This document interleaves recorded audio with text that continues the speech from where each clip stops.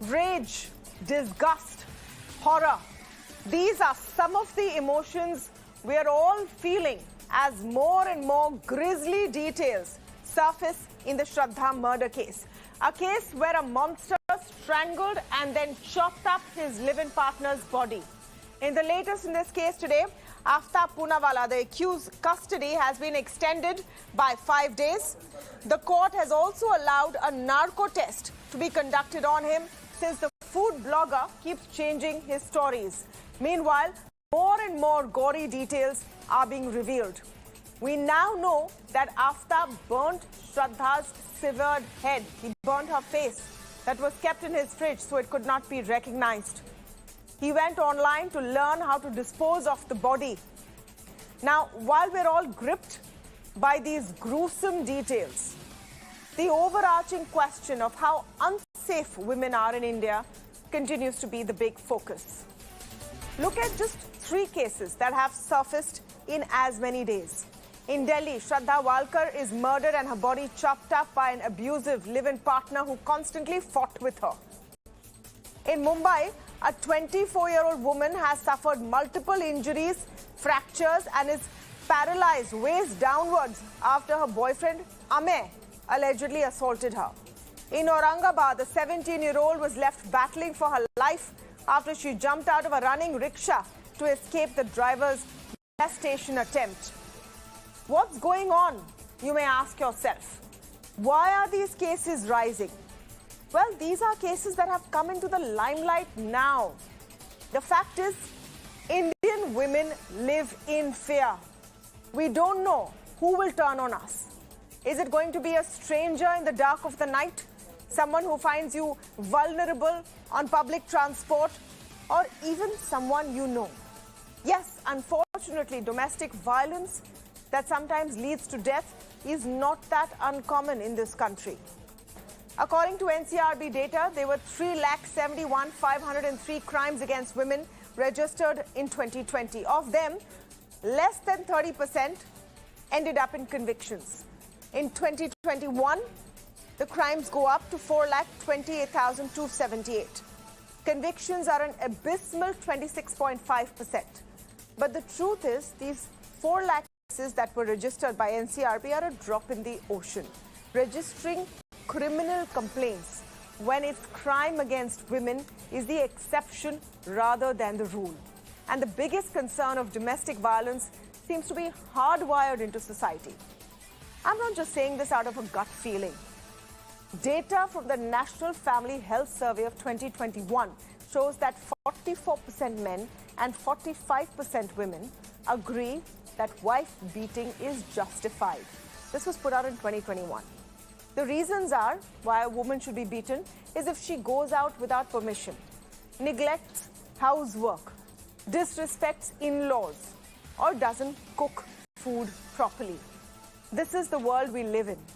Can the law do anything to allow women to actually live without fear?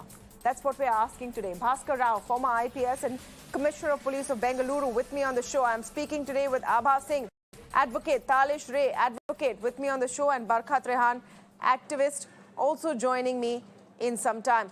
Welcome to all of you, and thank you so much for speaking with us. Bhaskar Rao, let me begin with you and just, make sense of all of this horror that we're seeing right now. Of course, someone might argue that the media is highlighting this. That's why you're seeing so many cases on the front pages. But isn't it a fact that this happens more often than we can care to admit? It is a fact, and it is actually being underreported. It is a fact that we have to accept that women are getting educated, asserting themselves and having an opinion and not being submissive.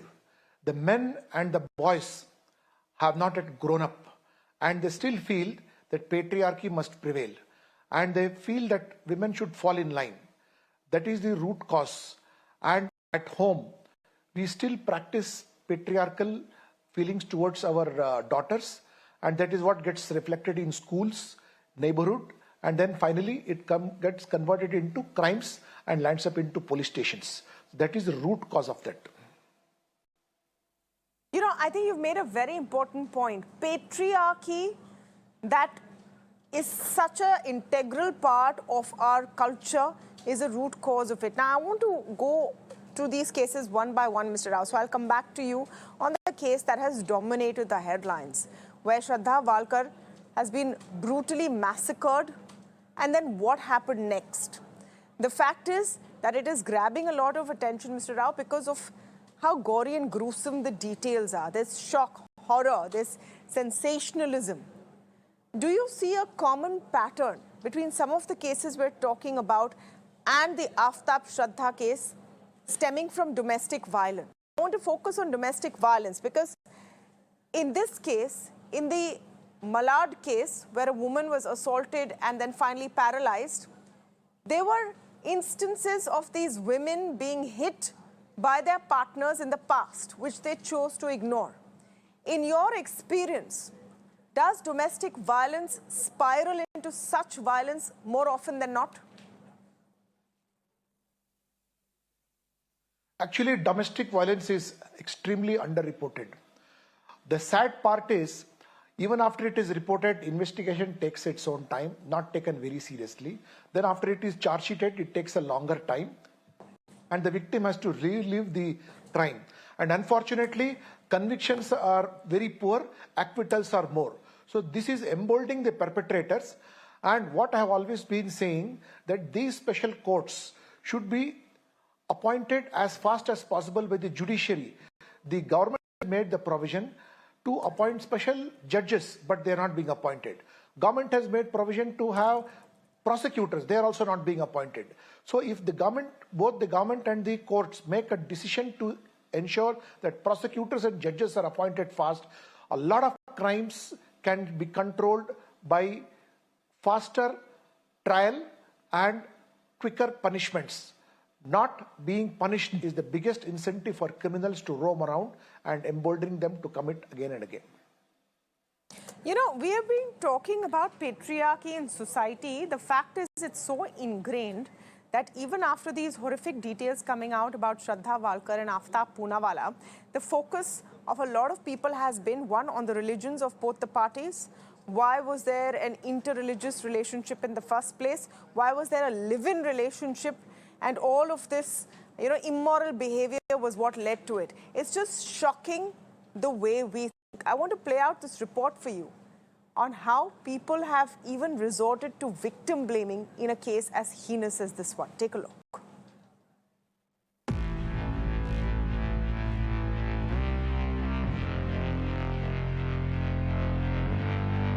What is it about gruesome crimes against women that more often than not leads to victim shaming? Even if the person is a victim of a horrific murder, the onus, according to many, is still on the person who died. The grisly Delhi murder that is on everyone's mind has not escaped this scrutiny either. As more and more details come out in the case, a disturbing trend of blaming the woman, Shraddha Walkar, has emerged.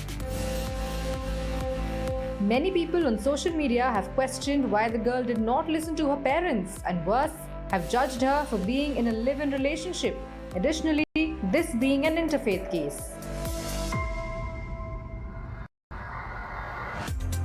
A glance at the comments on Shraddha's social media says everything about the taboo over live-in relationships in the country.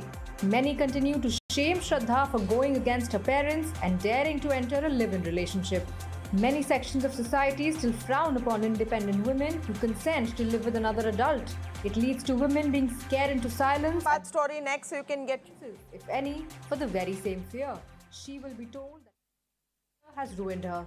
In Shraddha's case, it is clear how any difficulties women might face are considered as consequences of their choice. This shaming of victims is a problematic truth of our society, which somehow tells women that they deserve what they have endured.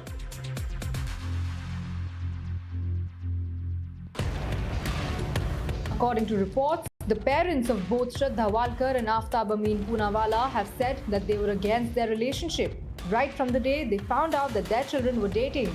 Social media users have lost no time in bringing in the religion of these individuals. But do we really need to look at this murder from the lens of an interfaith relationship?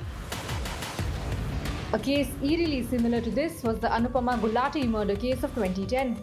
Anupama's husband Rajesh killed his wife after an argument and then cut up her body into 70 pieces. He continued to hide his crime for over 2 months. Many reports have claimed that Shraddha's friends were aware she was a victim of domestic abuse, which then led to her killing. And while it's anyway difficult for women facing domestic abuse to speak up, added to this, studies have shown that victims of domestic abuse tend to be isolated from their friends and family by their partners. It's only harder for women in interfaith relationships to seek help as they battle additional judgment. Shraddha Walkar's tragic story has become fodder for victim shaming and comments on faith. When will we as a society take responsibility for this injustice? So the victim is now being questioned because of her choices. I want to reintroduce my speakers this evening. Bhaskar Rao with me on the show, Abha Singh, Advocate Talish Ray and Barkhat Rehan joining us on the show. Abha Singh, you know, in the cases we've talked about Shraddha Walkar and Aftab Poonawala, we've talked about the case from Mumbai where a BPO employee was thrashed so badly she's now paralyzed. Her boyfriend was also abusive. Domestic violence seems to be a current theme and we're just too tolerant about it. I want to focus on the aspect of how victim shaming has become par for the course. You know, if you see the NCRB figures of 2021, there's been a 15% increase in crime against women, and domestic violence, it tops the chart with almost 32% of the crime is in the name of domestic violence. And there was a recent study conducted by World Bank where 42% of the women said it's okay to be beaten by men in the houses. So this shows the mindset that number one, patriarchy exists and women take it as a matter of their faith accompli that if they are beaten up. So my question is, are we not responsible for our state of affairs?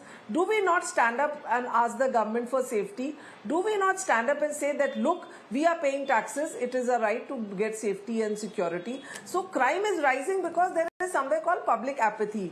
If something happened to Shraddha Walkar in Delhi, there were no neighbors who not even bothered to ask, where is this young girl who was here? We've not seen her for 2 months. Nobody walked up to the husband and said, hey, where's your wife?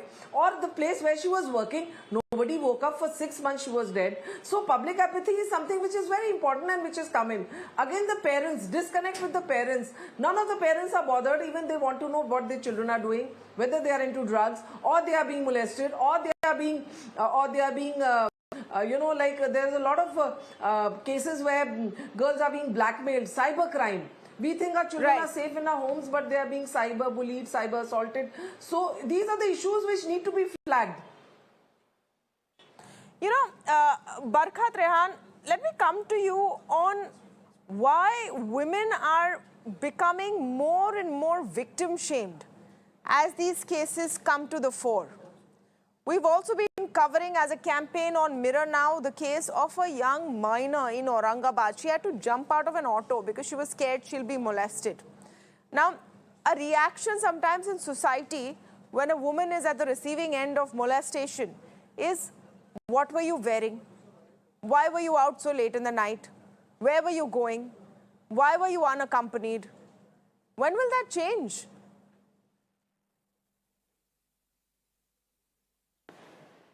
See, I'd like to point out here that firstly, the case which we are discussing about Shraddha is very, very unfortunate. And whosoever does such things, murders a woman, should be strictly punished. Strictest of strictest punishment should be given. But do we ever think about the other side? Even husbands are murdered. They are beaten blue and black. Domestic violence exists with husbands also, with men also of the country. But we always discuss, we always show data. All the media reports will show data, what woman has gone through, what woman has suffered. But there are so how is that relevant today? 1 minute. How is that relevant to this discussion? How is that relevant to this discussion? Let me complete. Just one. I want to give you just one thing, one live example. Just now in Haryana, just 2 months back, there was a husband who was not only beaten up by the whole family, by the husband, by the wife, the mother-in-law, the sister-in-law, everyone had beaten up that man, and then they had put, with an iron rod, they had put 2 packets of red chili powder in his private parts, and he was lying down in PG, that is in Rohtak. And I hope these people were brought to justice. No, I hope these people were brought to justice. But again, I ask you a simple question, Barkat Rehan, what is your point, ma'am? What आप बोलना क्या चाह रही हैं? नहीं, तो उसका इस discussion से क्या लेना देना है? I want to say that domestic violence is evil. Domestic violence is evil.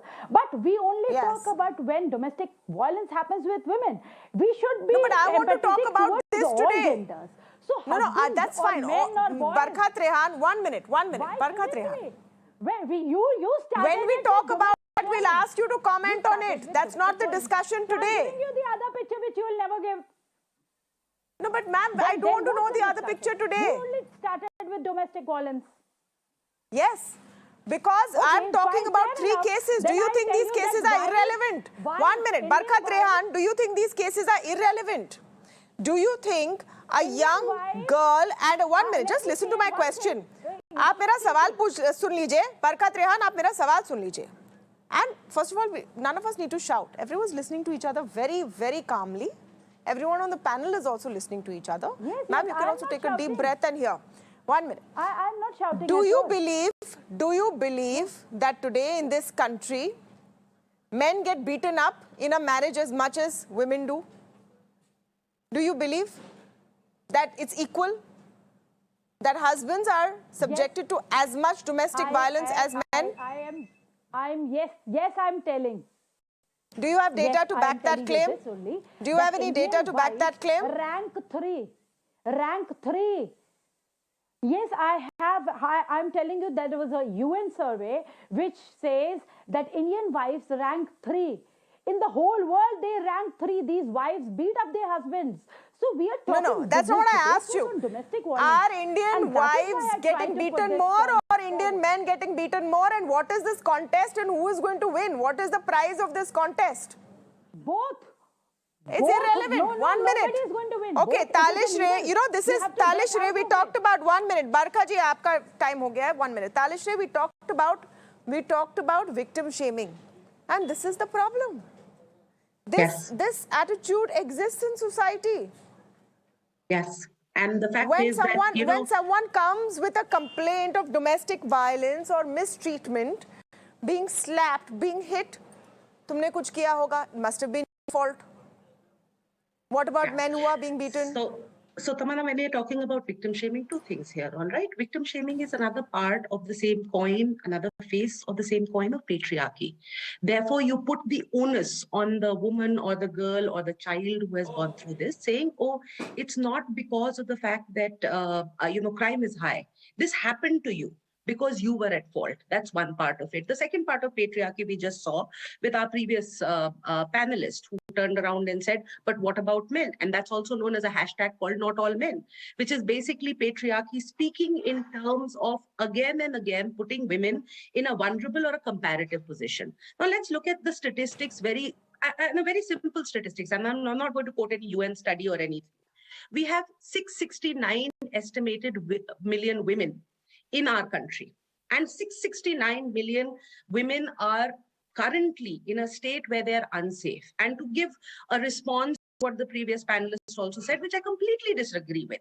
When you look at it, what are men threatened with? Or very often, 1 in 10 may just be threatened with by violence with in and around their lives, specifically from an intimate partner. But when you're looking at women being threatened, you are talking about them routinely being beaten up or perhaps being led in a manner where they would probably lose their lives. And that's the dysfunctioning that comes across when those comparatives come across. In that sense, it is also patriarchy speaking. You see, when a woman speaks up, rather than standing up for equality. And what is patriarchy? It is basically treating with different standards both men and women. So I don't know about UN studies, but what I know is that victim shaming is definitely patriarchy. I also know that as such, I agree with what Abha ma'am said in terms of the fact that there is complete public apathy. If there was this kind of violence against 669 million people anywhere in the world, it would be called a war. There is a war, and there is a war of violence starts from the time that there is a womb that becomes a female fetus. Therefore, we are one of the few countries in the world which actually have a law which says that female feticide should not be killed. But you know, okay, Mr. Bhaskar Rao wants to come in on this. Yes, Mr. Rao.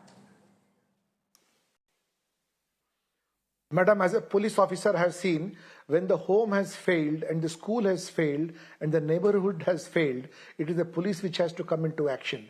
I still remember my parents used to say that everybody should be addressed as aap. Then only we have stopped respecting. And whenever we used to refer to any women as in singular, my mother used to pull me up immediately that तुम्हारी लगती क्या है कि तुम ऐसे बात उसके बारे में इतना हल्के तरह से बात करते हो. Mr. Any strange person also, whether it be a political leader, film actor, it would have sounded ridiculous. But we were brought up in an atmosphere. Home is the first school where we really learn how to respect. The boys and men terribly lack this kind of education because they get away. And some time ago, one politician also said, "Ladke to hain, galti karenge." So we send such kind of wrong information. If the home is good, everything comes over correctly, whether it is atrocity against men or whether it is atrocity against women. No, but you know, Mr. Rao, I appreciate the sentiment, but nobody in this country thinks that they are doing a bad job at raising their kids. संस्कार सब दे रहे हैं, पता नहीं कहाँ गायब हो रहे हैं संस्कार. But the men are not being raised to be able to address empowered women. Respect should be given to all. Why only to women? Well, ma'am, there is something. Madam, which is known as a concept. they are being raised to be very intelligent children. They are being raised to be very extremely intelligent and very competitive. Definitely, they lack in emotional skills. They lack in emotional skills, and that is why I have seen, in fact, very, very badly underreported. I want to come to the case of the young teen in. I'll come to you, Barkha. I want to come to the case of the young teen in Aurangabad. And we'll just play out those pictures, how that CCTV footage actually showed the world what she went through. We've been talking about domestic violence, men, women, respect. Barkha Trehan is saying, what about, men? I don't know what she'll say in this case, where a young girl had to jump out of a moving rickshaw in the middle of the road because the driver wanted to molest her. Today, we have spoken to the family of this girl. Imagine the fear she felt that she had to jump out of a moving vehicle. And we are saying it's the same for men and women? That's ridiculous. I want to just play out, before I come to reactions, I just want to play out a conversation we had at midnight now with the victim's family. Listen in. Let's straight away cut across to her father. Sir, आप पिछले 5 दिन से अस्पताल में थे. आज बेटी घर आ गई है. राहत महसूस हो रही होगी आपको. क्या कहना चाहिए? आज मेरा कुछ तो भी पहले का पूर्वजन्म का पुण्य, उसके लिए आज सही सलामत में मेरी बेटी मेरे घर पे आ गई. उसको क्या तकलीफ होगी उसकी मालूम है, मगर उनसे ज्यादा बाकी सब फैमिली हमारी डिस्टर्ब हो गई. ये जो है ना एकदम सेटिस्फैक्टरी काम है मैम, क्योंकि जिस तरीके से मैं ये इस पिक्चर में से गुजर रहा तो मेरे को नहीं लग रहा था कि मैं इसमें सक्सेस हो पाऊँ या नहीं हो पाऊँ, क्योंकि जिस ये घटना घट गई थी, सबसे महत्वपूर्ण बात ये थी क्योंकि मेरे पति जी को मेरे को सिर्फ पहले स्टेबल करना यही महत्वपूर्ण था. मैं ये नहीं सोचा, मैं 1-2 मिनट के अंदर वो स्टेज पे वहाँ पे पहुँच गया था. लेकिन ऊपर वाली की कुछ तो भी दया, वो इसी तरह मतलब लोगों ने, वहाँ के स्थायी लोगों ने, मतलब आजू बाजू के लोगों ने वहाँ से उसको उठाए, वहाँ पे ला लिए, थोड़ा सा ये कर लिए, तो थोड़ा सा वो पूरी टोटली अनकॉन्शियस थी. वहीं पे मैं एकदम ठंडा गिर गया था. कुछ मेरे को समझ में नहीं आ रहा था कि मैं क्या करूँ. हाँ, मैंने एक सहेली को बताया था कि मेरे बहन के साथ ऐसा ऐसा हुआ है, तो उसने मुझे बताया था कि मेरी भी एक फ्रेंड थी, वो बहुत छोटी थी, तब उसके साथ उसकी फ्रेंड थी, तो उसके पापा ने उसके साथ ऐसा किया था. मतलब वो बता रही थी कि उसे ले जा रहे थे, पर वो छोटी थी इसलिए उसे कुछ पता नहीं था ना ये कैसे करना, डिफेंस कैसे करना है, क्या कुछ करना है। उसको तारीख पे तारीख वो हमको नहीं चाहिए। उसको तुरंत सजा, अच्छे से कड़ी सजा होना चाहिए कि दूसरे लोग भी ऐसी हिम्मत ना करे ऐसे करने की। आज अगर वो बच्ची बच गई है, अगर वहां से दूसरी गाड़ी जाती रहती तो वो पूरा मैटर वही थम जाता और फिर लोग क्या बोलते, उसने खुदकुशी किया, उसने ऐसा हुआ, वो उल्टा उसके ऊपर ही आ जाता। तो आज वो है, इसलिए ये सब हमको मालूम गिरा है ये सब। और ऐसे ऑटो वाले ऐसे करते हैं, ऐसे स्कूल और कॉलेज के सामने तो ऐसे बहुत सारे पीछे भी घड़ा है, वैसा हुआ है औरंगाबाद में और होता भी है। I want to come to Abha Singh and just Abha Singh focus on what the mother said. In the end, she said that if that girl had died on the road and had been run over, the narrative would have been that she's tried to commit suicide, that she's committed suicide. Now they know the true story. Can you imagine the fear our daughters are living in?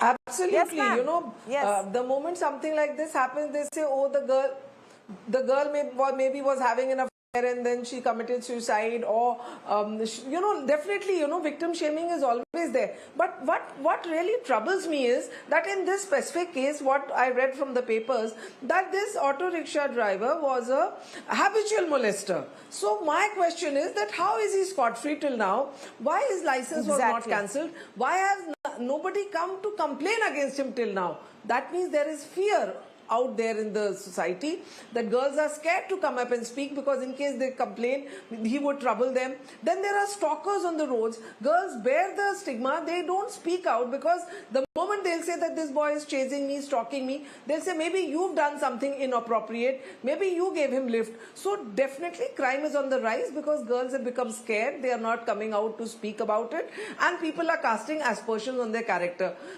In fact, there's something more which is worrying, that dowry deaths. Even today, we say dowry laws are being misused. But I want to ask Rian and others that, do you know, every day 24 brides are being burned for dowry. My question is, not one husband till now in India has been burned for dowry. Dowry death is only among married women in India. The cause of death in FIRs is kitchen fire. Nowhere in the world any woman dies due to kitchen fire. So women definitely are in danger, and the men have a lot of explaining to do. Yes, Barkhat Rehan. 21 NCRB data says, absolutely, this is, I'm quoting NCRB data, madam, please go through that, which says 3 times, excuse me, let me complete. Yes, carry on, make your point, ma'am, quickly. 3 times. 21 NCRB data says husband suicide is 3 times more. Not even 2 times. It's 3 times more. It is very scary. But we will never talk about it because we will only talk about women of this country, because only women live here. Let men go to Mars. Let them stay there. But again, I'll repeat, crime has no gender. Neither women should be respected. Respect is earned. No dowry death. Tell me which husband has been bullied for dowry? Does a man in this country have to bring dowry for marriage? No, first talk of dowry. And now if I want to tell you about suicide, the suicides are more because of property issues. If you go and read up the breakup why men commit suicide, majority men commit suicide because of the property was there. 1 minute. Abha Singh, Barkhat Rehan, let's not talk over each other. 1 minute. Barkhat Rehan, 1 minute. You've not answered Abha Singh's question. She asked you a specific question. You went into some suicide rates. You've not answered her question. Do you have an answer to her question or not? Or you can say, I don't have an answer to your question. I want to talk about something else. So the suicide rates tells you why are husbands suiciding? No, but she didn't ask you about suicide rates. She said how many dowry deaths are there in which men are victims. Do you have an answer, yes or no? Why don't you say I have no answer if you don't? How many husband burnings? How What? many husband burnings are happening? Do you know, madam? Do we even collect data for men? The problem is we don't collect data for men. NCRB collects data for everyone, Barkha. I don't know what data you're looking at. I want to get Mr. Rao in, who is a seasoned law enforcement officer. I don't know why you want to digress this entire discussion into something else, Ms. Trehan. If you don't want to participate in this discussion, I will not force you. But please don't try to divert it. Yes, Mr. Rao.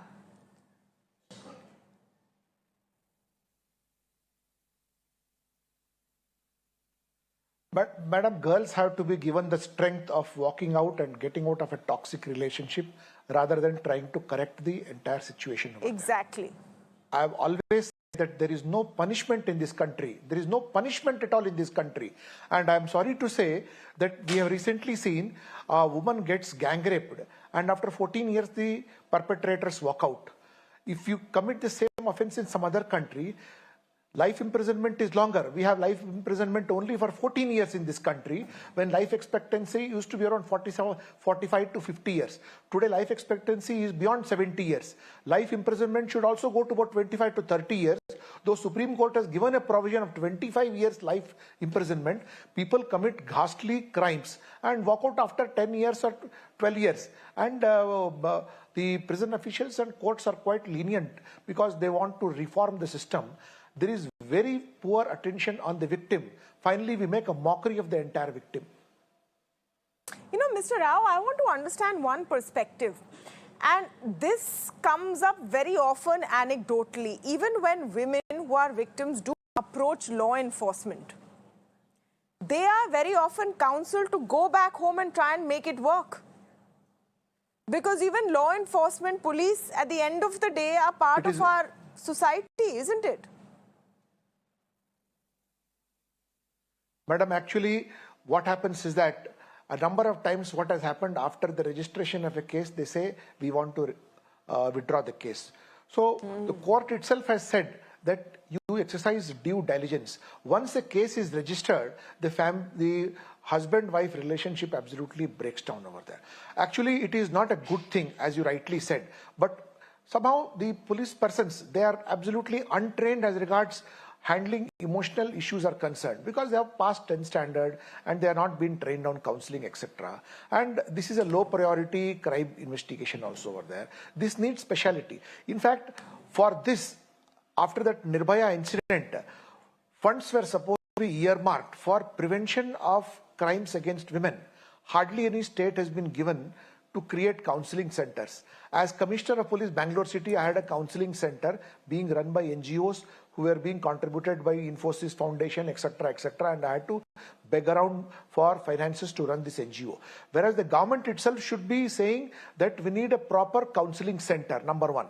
Number two, there must be enough number of shelter homes for women of all categories to see that they exit from the place of torture and they are accommodated immediately without being asked thousands of questions over there. So some kind of compassionate administration has to be there if people are really concerned about women's safety. I think the role of the family is also very, very important. Talish, you know, that's come up time and again, even in Shraddha's case. Should you be just abandoning your child when you're not happy with their life decisions? That's probably what gave this monster the confidence that he wouldn't get caught, and he almost got away with it. So very often when we see in intimate partner violence, we do see a whole bunch of things. We see the fact that women don't oppose that violence. One of the primary causes for that, if we look at it, is because of the fact that there is very little support that is provided. And I'm not just talking socially, I'm talking in terms of family, I'm talking in terms of support groups that might be there, I'm talking in terms of even people believing beyond a point in time, oh, but why would this happen to you? It doesn't seem, that person seems like a nice person. Or why don't you mediate and go back? Now that support group in India, for example, the support group, actually most places all over the world, the first support group is family, and that is the first support group that is so internalized with its patriarchy that women are told repeatedly to go back and make it work. If not, they are abandoned for their choices. So the fact remains, no, it is not not important. It is not important because eventually, you can be a good biological relation. For example, you are a good daughter if you do what XYZ is asked of you. Otherwise, there is going to be no responsibility. Or if you're a married woman, then you have to make it work. There are repeated number of times where women are sent back, and then it turns out that there is aggravation of violence, and thereafter the women probably end up either being paralyzed or being dead in most cases. So that is actually there, because if you look at something like dowry, there is dowry prohibition legislation that is there. So currently, as such, where things stand, where does dowry come from? It means that there's a family that is willing to give, as well as there is a family that is willing to take. So Exactly. there is a lot that has to be shared in terms of how we treat the women around us. And it is a sad state of affairs. So the question that is there is that, are we actually moving forward? Are things better from 20 years prior? And the sad answer to that is, it doesn't seem so. We are sliding back.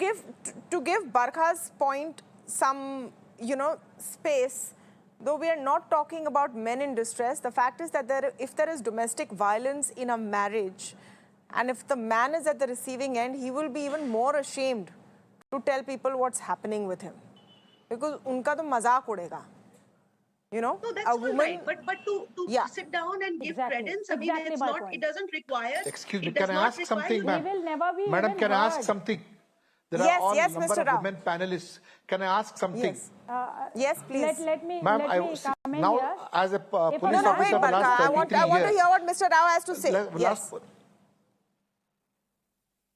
Ma'am, I want to have a question for all the other women panelists over there.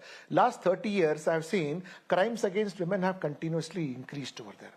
Now, what do the learned women feel that how sensitive law should be and how compassionate administration and support structures be? Only then there is going to be a good future.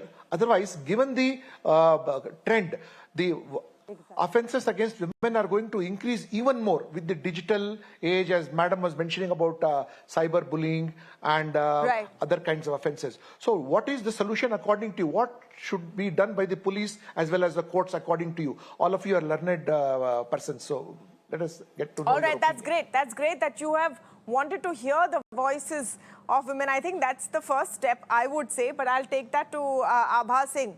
The first step is that people should ask women what they think instead of just telling them what to do. But Abha Singh, I will request you to respond to that question that Mr. Rao has thrown to the panel. See, the first thing is that when a woman enters a police station, there should be compassion, empathy. She should not be scared of coming forward to the police station to register her crime. In fact, in railways, Mumbai, there's so many crime happening, and when we tell them go register a complaint, they are scared that, oh, the cop may be rude to me, he may ask me inappropriate questions. So one is the gender sensitization, and also the policemen need to be sensitized that you need to take their complaint and you need not be judgmental. Then second is the witness protection program. Supreme Court has been telling again and again that you must have a witness protection program, you must have a victim protection program, because when these witnesses and victims come to the courts to depose, their identities are given away, they are blackmailed, they come of a marriageable age, and then they feel that stigma would destroy their marriages. So you need to keep their identities safe. You need to have counseling centers where the women need to be told that it is not something to be ashamed of. You have to fight for it. And of course, legal aid is something which is very important. So the police needs to register. It needs to file the charge sheet in the earnest. Corruption should not be there, because at times these criminals, these rapists are related to politicians, they are related to rich people, and then they influence the police to make the case weak, and that is why there is such a low conviction rate. In rape cases, as of today, there's just 29% conviction. So these are the steps if we take, I'm sure crime against women can be controlled. All right, that's a great response. We need to have sensitization in the police force as well. Why is it not happening, yes. madam? Why is it not happening, ma'am? Sir, ma'am, all these things are in place. There is a law, there is a sub-rule. Yes. But why is it not happening, ma'am? That you have to tell, because you are part of the system. Talish wants to come in. Yes, I'll come in Talish. here. You know, you can See, go and ask I any can talk average about woman, myself when I and was there can- over there. Yeah, But as yeah. a One system, minute. Let's listen to Yes, Talish, but please. Let's listen to as Talish. a system, Yes. just ask any woman if she wants to go to a police station. It is not going to get registered. You have Mahila Thanas, yes, definitely. But Mahila Thanas are often with officers and they are with women cops who are not gender sensitized at all. In fact, they become a part of the victim shaming that is there.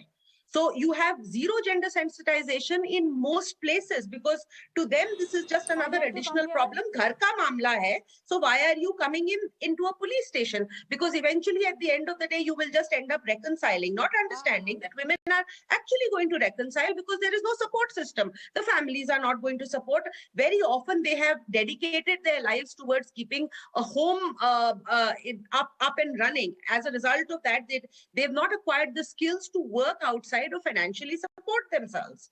It is because of all of these factors that despite putting the best structures in place, and I have utmost respect for the laws that we have for women. They're very stringent laws. But what happens at the end of the day? You have a justice delivery mechanism which takes years and years for any conviction to take place, if at all the conviction takes place. So therefore, at that point in time, how do you blame the woman? She doesn't want to walk into a space. It is just a question of walk across. I'm in the Delhi NCR region. One of the first few things that we hear is whatever you do, don't walk across to a police station because you don't know what will happen in that police station. At least this is a devil known in the first place.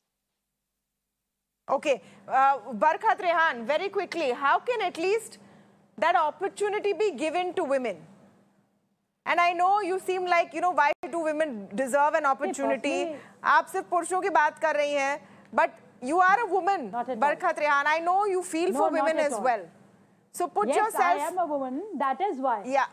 Yeah, I am a woman. Put yourself in the place of the victim here and answer the question Mr. Rao has asked. Yes. I'm living in a 21st century and I want India to have gender neutral laws. Everybody should get protection under law. If a woman goes and files a case in the police station, the police has to register a case. What about a man? When he goes, his case is not even registered. अरे साले पिट के आ गया है, भाग यहाँ से, बात भी नहीं करते. They do victim shaming. वहाँ देखिए कितनी हो रही. But the problem here is, yes, women are victims of domestic violence and we need strict laws, and we already have strict laws. India needs reforms, judicial reforms, police reforms. Women till date, I know, they feel shy in going in the police, meeting the police and talking to the police, and the whole system, even boys, even as a matter of fact, they are not friendly. The police is not friendly at all. So reforms are much required, and fast track courts. See what happened to Nikita Tomar? Daylight, she was murdered. Have you had the video? Has the boy been given any type of strictest punishment? We have always demanded. Even in this case, Shraddha's case, I have seen n number of people demanding for hanging of Aftab. Yes. But will it happen? No, it won't happen. Never, it is not going to happen at all. The problem is that we don't have, and then at the end they will say it's a test case. This and that. The body The Shraddha Aftab case is a test case, in fact. Mr. Rao, I want your last comment on this before I wrap up. The Aftab Shraddha case is a test case. This man has confessed, but he can retract that confession in court. The cops over here have to build a watertight case, and we have to see how long before justice is delivered. Even if he has... Madam, even if he has confessed, I am very confident that Delhi police under the leadership of Mr. Sanjay Arora will make a very pakka investigation. A lot of scientific evidence is being collected and the charge sheet should be submitted at the earliest, and there should be a fast track court which can hear on a day-to-day basis and announce its verdict as fast as possible. And the most important thing is that our life imprisonment should not stop at 14 years. Everybody, 14 years seems to be passing away very, very soon. And this crime has another aspect also, that how can one man have all that kind of a grisly conduct? Did he do it alone? Was he sent by somebody else? Because he has managed to befriend 20 other girls also. What is his source of income? And why was he doing all these things? Also need to be investigated. Whether he had whether he being guided by somebody, etc. Overall, this extreme by and large cases attract short period of attention till some over. But the police should be able to job. Yeah, so media will focus on it, but of course taking it to its logical legal conclusion is something that our justice system has to do. I'm going to wrap up this entire debate with just one thought. What if Shraddha, at the first instance of domestic violence, had the guts to walk out of that relationship? What if she had the support to go back home when she knew things weren't working out? Would things have ended differently? Could she have escaped this monster? These are some of the questions we must ask ourselves. I'll take a very short break, but when we come back,